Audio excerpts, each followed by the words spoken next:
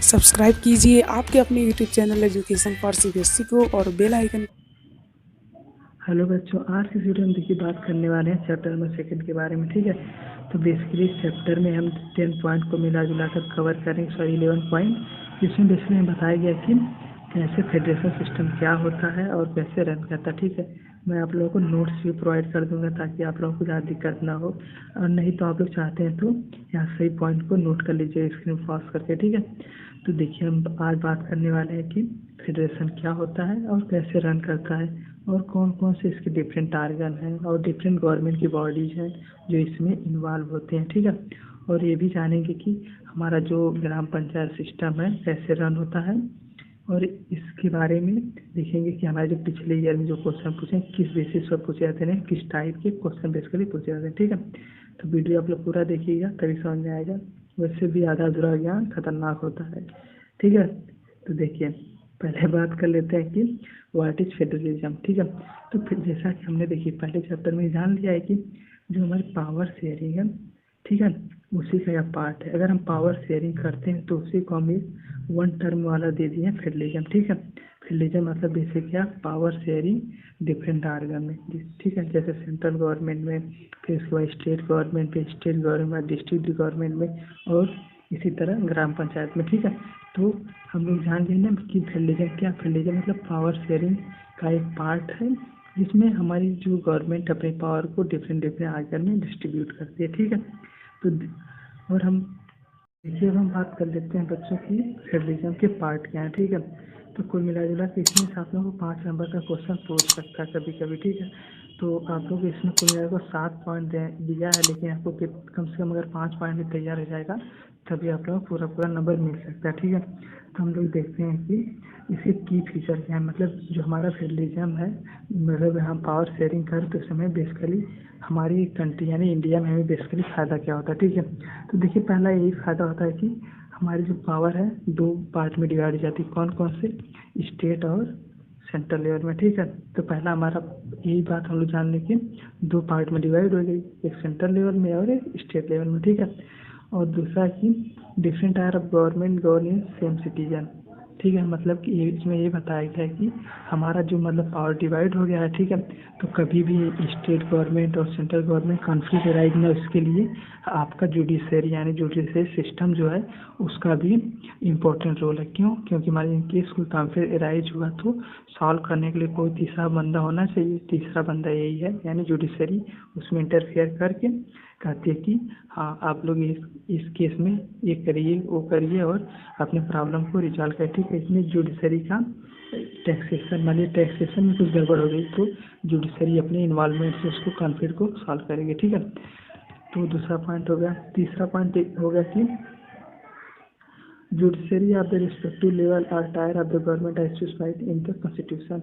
और इसमें भी बताया गया कि जुडिशरी का क्या इंपॉर्टेंस है, और हमारी जो जुडिशरी है जो भी फैसला देगी कोई भी उसे निगलेक्ट नहीं कर सकता। यानी इधर कॉन्स्टिट्यूशन में मेंशन देखिए यहाँ पर लिखा है कि स्पेसिफाइड इन कॉन्स्टिट्यूशन, कि अगर मान लीजिए कोई भी अगर जुडिशरी का वो, ऐसे में हम लोग जानते हैं कि हमारी जो सुप्रीम गवर्नमेंट होती है उसी का ही पावर सर्वमान्य होता है। ठीक है, इसके लिए कोई भी ऐसी नहीं है गवर्नमेंट, चाहे स्टेट गवर्नमेंट हो, चाहे आपकी सेंट्रल गवर्नमेंट हो, चाहे ग्राम पंचायत में भी हो, कोई नेगलेक्ट नहीं कर सकती कि हम इससे कि हमारी सुप्रीम गवर्नमेंट की पावर को मानेंगे नहीं। ठीक है, तो कुल मिला जुला कर जुडिशरी के पास सबसे ऊपर पावर होती है, चाहे सेंट्रल गवर्नमेंट हो, चाहे स्टेट गवर्नमेंट, चाहे रूलिंग गवर्नमेंट भी हो तो भी। ठीक है, द फंडामेंटल फोर्थ पॉइंट हम बात कर लेते हैं। इसमें दिया गया है कि द फंडामेंटल जो हमारा है, मान लीजिए कोई हमने रूल भी बनाया तो इसमें बेसिकली ये बताया गया कि अगर हमने कोई रूल बनाया तो वह अगर स्टेट गवर्नमेंट चाहे तो अकेले नहीं चेंज कर सकती, या सेंट्रल गवर्नमेंट भी चाहे तो अकेले नहीं अकेले नहीं चेंज कर सकती। उसके लिए दोनों को राजी होना जरूरी है। ठीक है, मान लीजिए कोई रूल सेंट्रल गवर्नमेंट चाहती है चेंज करना तो सबसे पहले उसको स्टेट गवर्नमेंट को ही कन्विंस करना पड़ेगा कि कैसे भी करके आप लोग इसे कन्विंस होइए, और उससे चाहे तो कन्विंस अगर नहीं होगी तो वह रूल या रेगुलेशन पास नहीं होगा। तो कुल मिला जुलाकर फोर्थ पॉइंट में है कि कोई भी फंडामेंटल अगर अमेंडमेंट भी करना होगा तो कम से कम दोनों राजी होने चाहिए, सेंट्रल गवर्नमेंट और स्टेट गवर्नमेंट। ठीक है बच्चों, तो हम लोग फिर सॉरी 5 पॉइंट पर बात करते हैं। क्या दिया कि हाँ, इसमें दिया गया है कि जो कोर्ट है आपकी, जो सुप्रीम कोर्ट है या कोई भी स्टेट गवर्नमेंट, वह स्टेट लेवल या सेंट्रल लेवल की कोई भी काम में इंटरफेयर कर सकती है। अगर उसे लगता है कोर्ट को कि ऐसा काम गलत हो रहा है, इसकी वजह से कुछ हमारे कॉन्स्टिट्यूशन को नुकसान होगा, तो वह इंटरफेयर कर सकती है और उन्हें सजेशन दे सकती है, या चाहे तो वह रूल या रेगुलेशन अगर बना रहे तो उसे वापस ले सकती है। उसके पास इतना पावर होता ही होता है, ठीक है। और उसके बाद हम बात कर लेते हैं सोर्स ऑफ रेवेन्यू।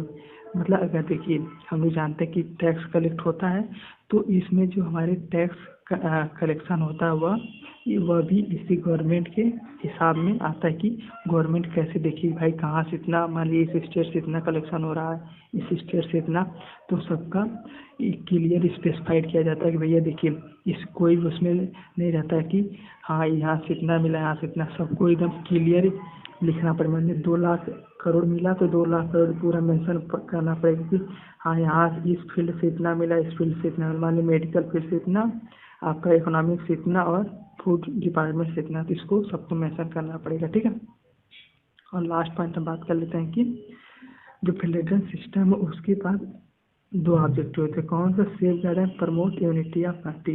देखिए लास्ट पॉइंट ये तो कम से कम आप लोग को याद होना चाहिए।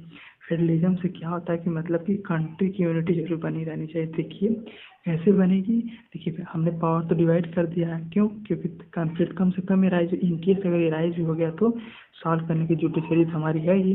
तो इसका मतलब इससे फ़ायदा देखिए ये हुआ कि हमारी कंट्री की जो यूनिटी है मेंटेन रहेगी, और कोई भी पर्सन या कोई भी रिलीजन या कोई स्पेशल ग्रुप भी हार्म नहीं होगा, ठीक है। और सबको इक्वल अपॉर्चुनिटी प्रोवाइड की जाएगी। इन केस किसी को सफरेंस है या कोई ऐसी बात होगी तो वहाँ जुडिशरी तक जा सकता है, ठीक है। जुडिशरी इसलिए बनाएगी। तो यहाँ तक आप लोग समझ में आया ना। तो उसे हमें एक बात और भी दी गई है कि एक कमिंग टुगेदर फेडरेशन होता है, एक होल्डिंग टुगेदर फेडरेशन होता है। तो हम लोग जान लेते हैं कमिंग टुगेदर फेडरेशन क्या होता है।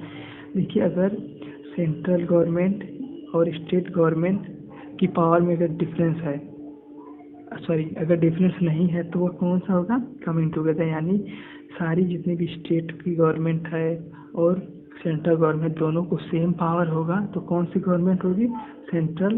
कमिंग टुगेदर फेडरेशन होगा।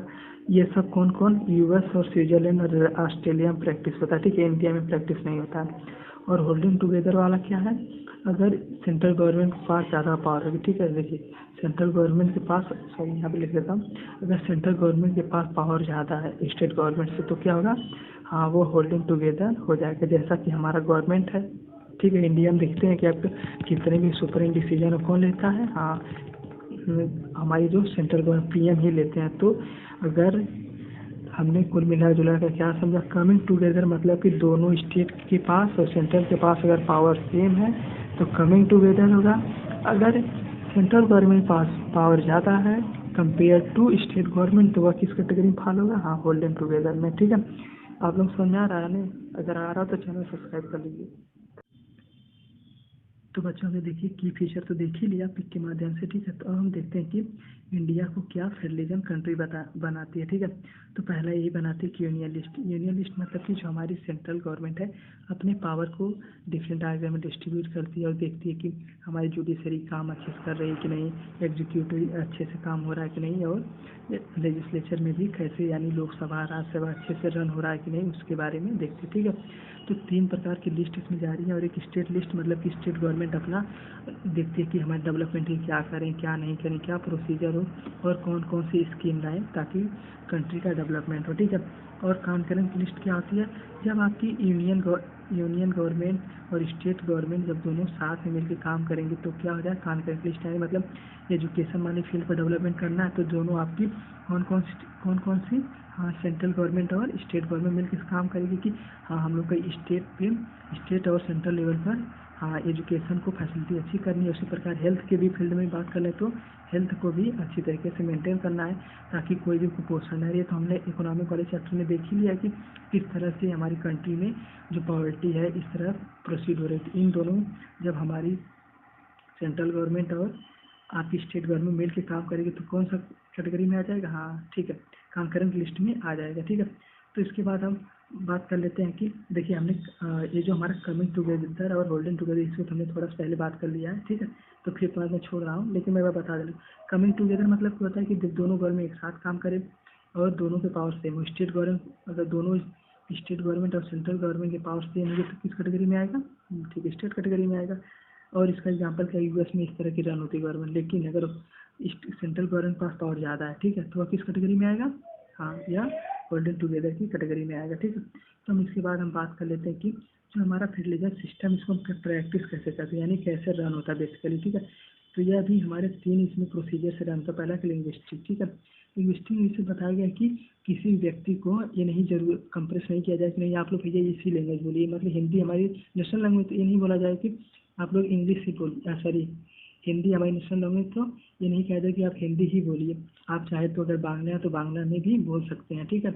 और अगर कोई सेंट्रल का एग्जाम हो रहा है तो वह अपनी लैंग्वेज में भी दे सकते हैं। बांग्ला वाले बांग्ला में दे सकते हैं, हिंदी वाले हिंदी में दे सकते हैं, मराठी वाले मराठी में दे सकते हैं। किसी को भी ज़्यादा कंप्रेस नहीं किया जा सकता, नहीं आप इसी लैंग्वेज में दीजिए, ठीक है।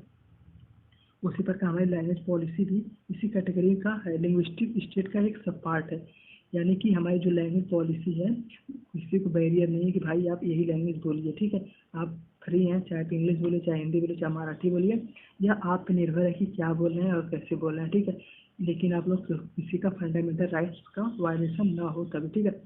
और उसके हम बात कर लेते हैं कि सेंट्रल स्टेट रिलेशन के बारे में, ठीक है। तो इसमें बेसिकली बताया गया कि कैसे आपकी सेंट्रल गवर्नमेंट है और जो आपकी स्टेट गवर्नमेंट है कैसे मिलकर काम करती है और कैसे एक दूसरे के बीच में कॉमन बिना कॉन्फ्लिक्ट एराइज हुए दोनों आपस में बैलेंस पोजीशन में है, ठीक है। इसके बारे में बेसिकली बताया गया, ठीक है। तो अगर इन केस कोई कन्फ्लिक्ट एराइज हुआ तो दोनों आपस में मिलकर सॉल्व करेंगे। इन केस नहीं सॉल्व हो रहा तो ये लोग कहाँ जाएंगे? हाँ, जुडिशरी से जा सकते हैं, जुडिशरी उन लोगों को प्रॉपर अमाउंट में सॉल्व करेगा, ठीक है। तो एक इसमें टर्म है, इसका एग्जांपल क्या, कोलिजन गवर्नमेंट। जैसे हम लोग जानते हैं कि मान लो कोई पार्टी है, उसको पूर्ण बहुमत नहीं मिला तो वह क्या करेगी कि किसी से कहेगी कि आप लोग हमारी पार्टी में ये कुछ सीट शेयर कर लीजिए, हम लोग शेयर करके गवर्नमेंट बना लेंगे। तो क्या हो जाएगा, वो कौन सी गवर्नमेंट है? हाँ, कोलिशन गवर्नमेंट। कोलिशन गवर्नमेंट मतलब इसके लिए होता है जब कोई पार्टी अपना पूर्ण बहुमत नहीं कर पाती है तो वह किसी सपोर्ट से जब गवर्नमेंट बनाती है तो कोलिशन गवर्नमेंट होती है, ठीक है। तो इसमें होता क्या है कि स्टेट गवर्नमेंट और सेंट्रल गवर्नमेंट दोनों साथ मिलकर काम करते हैं और कोई भी रूल और रेगुलेशन आता है तो दोनों साथ ही में ले आते हैं, ठीक है। उसी प्रकार देखिए हमने डिसेंट्रलाइज के बारे में हम देखते हैं, ठीक है। देखिए बच्चों, अब तक तो हमने बहुत सी चीज़ जान ली, फेडरलिज्म क्या होता है, कैसे रन करता है, क्या क्या उसके डिफरेंट प्रोसीजर, ठीक है। अब हम बात कर ले डिसेंट्रलाइजेशन इन इंडिया, मतलब कि इंडिया में कैसे जो सेंट्रल का सिस्टम है कैसे बेसिकली रन करता है, ठीक है। तो देखिए हम लोग के यही मुश्किल से 4 पॉइंट है, इसको ध्यान में रखना, ठीक है। तो इसमें पहली बात यह है कि जो हमारा कॉन्स्टिट्यूशन है, तो हम जानते हैं कि हमें कॉन्स्टिट्यूशन को क्या प्रायोरिटी दी जाती है, ठीक है। तो यहाँ पे कॉन्स्टिट्यूशन में भी मेंशन है कि जितने भी हमारे लोकल गवर्नमेंट के जितने भी इलेक्शन होंगे रेगुलर होने चाहिए। जैसे कि हम जानते हैं कि हमारे जो गांव विलेज में इलेक्शन होता है 5 साल में होता है कि नहीं? बिल्कुल होता है।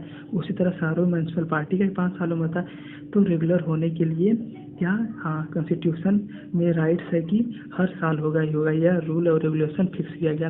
और इसकी जिम्मेदारी कौन लेता है? सेंट्रल गवर्नमेंट ही कैटेगरी में लेती है कि इन केस नहीं होगा तो सेंट्रल गवर्नमेंट ही जिम्मेदार होगी। और जितनी भी लोकल गवर्नमेंट बॉडी मतलब बेसिकली वही आपका पंचायत हुआ, ग्राम पंचायत हो, ये सब इस कैटेगरी में आएंगे, ठीक है। और सेकेंड पॉइंट है कि कुछ हमारी सीट जो है, मतलब हम इलेक्शन में जानते हैं कि कुछ मानिए कुछ सीट है रिजर्व कर दी जाती हैं ताकि सभी लोगों को इक्वल अपॉर्चुनिटी मिले। जैसे हमारे एसटी और एसटी हैं इस कैटेगरी में, उन लोगों का विकास कम है तो उन लोगों को विकास बढ़ाने के लिए या उन लोगों को इक्वल अपॉर्चुनिटी प्रोवाइड करने के लिए कॉन्स्टिट्यूशन मेंशन के उन लोग भी कुछ सीटें रिजर्व कर दिया, ठीक है। उसी प्रकार 1/3 ऑफ सीट किसके लिए रिजर्व होती है? वुमेन के लिए रिजर्व होती हैं, ठीक है, इलेक्शन में। और सब में लागू नहीं होता लेकिन ये पार्लियामेंट में लागू होता है, ठीक है। देखिए, हाँ, देखिए इसमें भी मेंशन है, ठीक है। एटलीस्ट 1/3, इसमें भी अगर 1/3 कम से कम महिलाओं के लिए सीट सुरक्षित होनी चाहिए, कम से कम। इससे ज़्यादा हो सकता है 1/4, सॉरी, हाँ, इससे ज़्यादा हो सकता है लेकिन इससे कम नहीं हो सकता, कम से कम इतना होना ही होना चाहिए। यह भी कौन देखता है कि हाँ कुछ ऐसी असेंबली या कुछ ऐसी टीम बनाई जाती है जो इस सबको मॉनिटर करती है कि इलेक्शन रेगुलर हो रहा है कि नहीं हो रहा है, सीट रिजर्व है कि नहीं एससी और एसटी के लिए या जितने भी और बैकवर्ड क्लासेज उनके लिए। और ये भी देखा जाता है कि वुमेन के लिए भी सीट रिजर्व है कि नहीं है, ठीक है। 4th पॉइंट पे बात करते हैं कि एन इंडिपेंडेंट, हाँ, और इसमें हमने बेसिकली बताया गया इलेक्शन कमीशन के बारे में। हम लोग जानते हैं कि इलेक्शन कमीशन क्या होता है, वह किसी के भी अधीन नहीं होता, न तो रनिंग गवर्नमेंट के अधीन होता है, न तो रूलिंग गवर्नमेंट के अधीन होता है, ठीक है। यह हमेशा स्वतंत्र होता है, यह फेयर एंड फ्री इलेक्शन करवाता है कि कहीं कोई धांधली ना हो, सभी इलेक्शन आसानी से हो, सबको जो एक्चुअल में उम्मीदवार है वही जीते, ठीक है। इसका ये भी पंचायत राज में इसका भी होता है, आप लोग भी इलेक्शन देखते होंगे कि गांव में भी वोटिंग वही लोग करवाते हैं, ठीक है। और इसमें हम लास्ट पॉइंट बात करते हैं, the state government are required to share some. तो इसमें हम बात कर लेते हैं कि जो हमारी स्टेट गवर्नमेंट, ठीक है, हमने जाएंगे इलेक्शन हो रहा है महिलाओं के लिए सीट चीज़ें, लेकिन अब हमें गाँव के विकास के लिए तो स्टेट गवर्नमेंट कुछ फंड प्रोवाइड करती है ग्राम प्रधान को, ताकि जैसे मान लीजिए कहीं पर खेत में कुछ काम है, या कहीं पर रोड बनवाना है, या कहीं पर पानी का व्यवस्था करना है, तो उसके लिए स्टेट गवर्नमेंट कुछ फंड प्रोवाइड करते हैं ताकि उन लोगों को भी कुछ फैसिलिटी प्रोवाइड हो और उन लोगों का भी डेवलपमेंट हो। तो कुल मिला जुला कर क्या ये भी रेवेन्यू कुछ देती है ताकि गवर्नमेंट विलेज का भी विकास हो गया या सिटी का विकास हो गया। तो देखिए मैं बस समराइज कर देता हूँ। तो कुल मिला जुला कर हमने 5 पॉइंट कवर किए, कौन कौन से, कि क्या होता है, कैसे कॉन्स्टिट्यूशन का क्या रोल है, कैसे बैकवर्ड क्लास को भी अपॉर्चुनिटी दी जाती है, ठीक है, और कैसे महिलाओं को भी ख्याल रखा जाता है, और इलेक्शन कमीशन की क्या मेन इंपॉर्टेंट है, और ये भी देखें कि स्टेट गवर्नमेंट क्या मेन रूप से फोकस करते हैं, ठीक है। तो बच्चों हम देखते हैं कि रूरल गवर्नमेंट के बारे में। तो ठीक है, हमें बेसिकली रूरल गवर्नमेंट हम देखिए, हमने तो पहले सेंट्रल लेवल गवर्नमेंट थी, उसकी पावर को स्टेट लेवल में किया।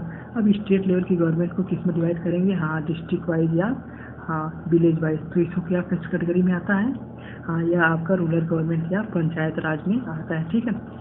तो इसमें बेसिकली हमें बताया गया कि देखिए कैसे जो हमारे गाँव में इलेक्शन होते हैं उसके बारे में पूर्ण रूप से फोकस किया गया, और ये भी बताया गया कि जो हमारे इलेक्शन कमीशन है कैसे फ्री एंड फेयर इलेक्शन करवाता है, चाहे म्यूनिसिपल पार्टीज में हो, चाहे आपका कोई प्रधान के इलेक्शन में हो, ठीक है, इसमें कैसे होता है इसके बारे में बताया गया। और ये भी बताया गया कि मंडल क्या है। मंडल वही है कि जो हमारे कई विलेज मिला दिए जाते हैं तो मंडल बन जाता है, उसी प्रकार ब्लॉक भी बन जाता है। और ये भी बताया कि म्यूनिसिपल पार्टीज में कैसे इलेक्शन होता है, कैसे होता है, हाँ, जब सभी लोग वोट देते हैं, सिटी का बेसिकली जैसे प्रधान का इलेक्शन होता है उसी प्रकार इसका भी, लेकिन यहाँ पे सिटी के लोग होते हैं तो इसको थोड़ा नाम को म्यूनिसिपल पार्टी दे दिया गया। और बताया गया कि कैसे ये साफ सफाई जितने भी स्टेट में सिटी में प्रॉब्लम होंगे कैसे सॉल्व करेगी। मान लीजिए कोई कहीं पर गंदगी है, कहीं पर कुछ और रीजन से नई डेवलपमेंट हो रहा है तो वहाँ का डेवलपमेंट कैसे करेगी, ठीक है। और लास्ट 9th पॉइंट में बात कर लेते हैं कि मेयर क्या होता है, ठीक है। मेयर बेसिकली ये था कि जब हमारे जिस तरह प्रधान होते हैं उस तरह मेयर होते हैं। मेयर क्या होता है, जब सिटी में इलेक्शन होगा तो बेसिकली सब प्रधान को मेयर कहते हैं, ठीक है। तो अब हम बात कर लेते हैं कि इस चैप्टर से हमने पढ़ लिया क्या है, कैसे प्रोसीड हो रहा है, कैसे प्रोसीड हो रहा है, और किस तरह हमारा रिलीजन प्रैक्टिस किया जाता है। अब हम बात करें किस तरह क्वेश्चन पूछा जाता है, ठीक है। तो इस चैप्टर जैसे हमें दो टाइप के क्वेश्चन पूछे जाएंगे। पहला तो आपको स्ट्रेट फॉरवर्ड पूछा जाएगा कि बताइए फेडरलिज्म गवर्नमेंट क्या है, इसके की फीचर क्या है, कैसे रन होता है, इसके बारे में। दूसरा आपको मोरल टाइप का क्वेश्चन पूछेगा कि आप इस पोजीशन पर होकर क्या करते हैं, मतलब आपको मेयर बना दिया गया तो आप पोजीशन पर क्या करते हैं और कैसे अच्छी तरीके से गवर्नमेंट को रन करते हैं, इस तरह का क्वेश्चन पूछ जाएगा, ठीक है। कुल मिला दो तरीके से। चलिए तो हम लास्ट में कंक्लूजन पे बात कर लेते हैं। तो देखिए हमने क्या क्या देखा है, इसमें हमने कुल मिला कर 10 पॉइंट देखे हैं, ठीक है। अलग अलग डिफरेंट पार्ट देखें कैसे सब कैटेगराइज हुआ है और किस तरह के क्वेश्चन पूछे जाते हैं। तो कुल मिला जुला कर हमें इस बात पर फोकस करना है कि हमारा जो हमारा रूरल गवर्नमेंट सिस्टम है कैसे रन कर रहा है उसके बारे में अधिकतर क्वेश्चन पूछ लिया जाता है, ठीक है। तो उसी बारे में अधिकतर फोकस करना है। और ये भी देखना है कमिंग टुगेदर क्या है, होल्डिंग टुगेदर का, इसके बारे में हम भी देखें, ठीक है। तो आशा करता हूँ आप लोग यहाँ तक आ चुके तो वीडियो पसंद ही आई होगी। अगर वीडियो पसंद है चैनल सब्सक्राइब भी कर लीजिए। चलिए थैंक यू।